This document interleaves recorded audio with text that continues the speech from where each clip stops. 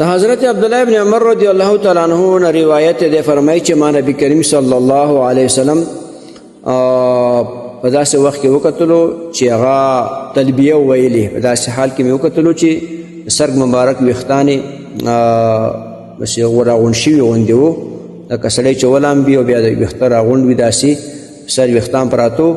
او بیا نبی علیہ السلام ما وکتلو چې دا الفاظ ویلې، تلبیه ویلې، لبیک اللهم لبیک لبیک لا شریک لک لبیک ان الحمد والنعمت لک والملک لا شریک لک.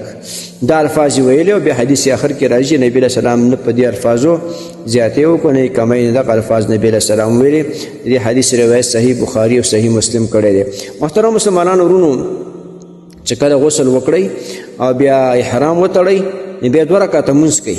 چې 2 رکعته لمونځ دې وکړو نو بیا به دغه نیت دا وکړي چې الله زه عمره کوم، ما ته اسانه کړي، ما نه قبوله کړي، یا که حج دپاره حرام تړي الله زه حج نیت کوم، ما ته اسان کړي، ما نه قبول کړي. او بیا به دغه تلبیه ووایي چې لبیک اللهم لبیک لبیک لا شریک لک لبیک ان الحمد والنعمت لک والملک لا شریک لک. دا تلبیه چې تا ویلې ته اوس په احرام کې شوې، محرم شوې، نو باید دې شیزونه چې وروسته به انشاءالله بیانوو هغه به ستا دپاره جایز نه شولو. نور هغه کارونه چې تا د احرام مخکې کولی شول، بعضې کالي اغوستل، جامې اغوستل، دا به ته نشي استعمالولی، ښځې سره میلاوېدل مطلب جما کول دا نشي کولی، دارنګې ویښتان وغیره نشي کټ کولی، خوشبو نشي لګولی، وروسته به انشاءالله بیانوو.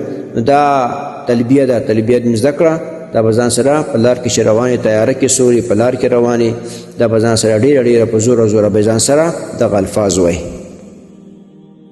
محترمو مسلمانانو ورونو، تاسو ته چې کوم روزانه د حدیث د مفهوم راځي نو د مهربانۍ او د ثواب له مخې نورو مسلمانانو ته لیږدوئ او شیر کوئ. والسلام. د دیوبندي مسلک حنفي کاروان سټوډیو لخوا وړاندې کیږي.